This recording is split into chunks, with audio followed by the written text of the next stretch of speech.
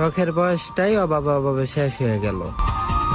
শখ পূরণ করা তো দূরের কথা ভাই, নিজের জীবনটাই এখন বাঁচানো কঠিন হয়ে গেছে।